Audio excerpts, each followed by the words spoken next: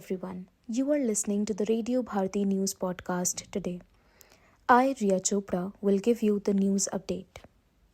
National news: 3 terrorists killed in chance encounter in Jammu. At least 3 terrorists traveling in a truck to Kashmir were killed in a chance encounter with security forces here early Wednesday morning, a police officer said. Additional Director General of Police, Jammu Zone, Mukesh Singh, said the gunfight took place around 7:30 am amid intense fog near Tawi Bridge in the Sidra bypass area along the Jammu-Srinagar National Highway. A suspicious movement of a truck that was moving towards Kashmir was observed. It was followed and stopped near Sidra checkpoint, but its driver escaped on the pretext of attending the call of nature. The ADGP told reporters at the scene of the gun battle. New bill: jail terms to be removed for minor offences under green laws. Violators will have to pay only higher monetary penalties. The Jan Vishwas Amendment of Provisions Bill, introduced in the Lok Sabha during just concluded winter session of the Parliament, includes various proposals on tweaking clauses of existing green legislations related to environment, forests, and prevention of air pollution, where it proposes to remove jail for minor offences. The bill seeks to promote ease of business by discriminalizing minor offences and rationalizing monetary penalties across 42 existing laws pertaining to various sectors including agriculture, food, postal service, railways, and information technology, among others. Bearing 75. Remaining Vande Bharat trains will have sleepers. The Indian Railways will roll out 75 Vande Bharat trains only with chair cars, and the rest would have sleepers facilities to facilitate overnight journeys.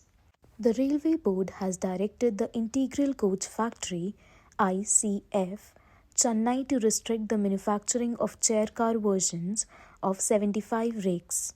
Currently, the railway-owned factory has an order for manufacturing 117 Vande Bharat trains, out of which 6 have been rolled out. In a communication to the ICF, the Railway Board has said, against the present orders, the 7th Vande Bharat train is scheduled for the flag off on December 30. From Hora, Prime Minister Narendra Modi will flag off the train, which will be first in eastern India. Congress Foundation Day. Kharge attacks government, says society being divided by hate. Congress President Mallikarjun Kharge on Wednesday attacked the government, saying the fundamentals of India are being constantly attacked and the society is being divided by hate. Addressing party leaders and workers at the 138th Foundation Day of the Congress at the AICC headquarters here, he said the people of the country are being hit by price rise and unemployment, but the government is not bothered. He also said that India progressed due to Congress' approach of inclusion and taking everyone along. India not only emerged as a successful and strong democracy, but within few decades it became a superpower in economic, nuclear and strategic areas. Kharge said, adding, it is among the top nations of the world in agriculture, education, medical, IT and service sector. International news: Ukraine issues air raid alerts in across region.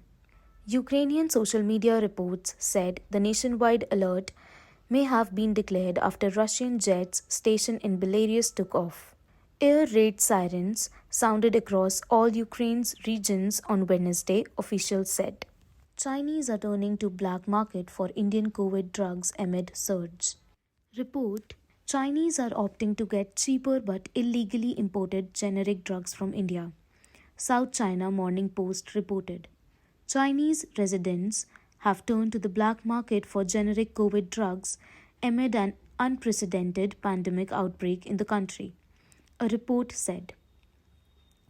China approved 2 COVID-19 antivirals this year, Pfizer Paxlovid and Azvudine, an HIV drug from Chinese firm Genuine Biotech, both of which are only available in certain hospitals in China. Japan marks record COVID deaths. Hong Kong, Taiwan's new rules. Japan on Wednesday recorded 415 COVID deaths, the highest ever count for a single day, Health Ministry data showed. Japan said it had 216,219 newly confirmed coronavirus cases on Wednesday, which marks an up 4% from a week earlier. The number is close to the record high of some 260,000 a day in August. Meanwhile, Hong Kong and Taiwan changed COVID rules. Taiwan said it will test arrivals from China for COVID from January 1 in response to a surge in cases, the government said. UN Rights Chief urges Taliban to drop restrictions on women. The United Nations Human Rights Chief of December 27 decried increasing restrictions on women's rights in Afghanistan, urging the country's Taliban rulers to reverse them immediately. He pointed to terrible consequences of a decision to bar women from working for non-governmental organizations. Last week, Taliban authorities stopped university education for women, sparking international outrage and demonstrations in Afghan cities. On Saturday, they announced the exclusion of women from NGO work, a move that already has prompted four major international aid agencies to suspend operations in Afghanistan. Sports news. Ronaldo was substituted in FIFA for Palestine support, Turkey's Erdogan claims. Turkey's President Recep Tayyip Erdogan talked about Cristiano Ronaldo and Portugal's performance during the FIFA World Cup in Qatar. Recep Tayyip Erdogan claims that Cristiano Ronaldo was subjected to a political ban during the tournament because he supported the Palestinian cause. They have wasted Ronaldo.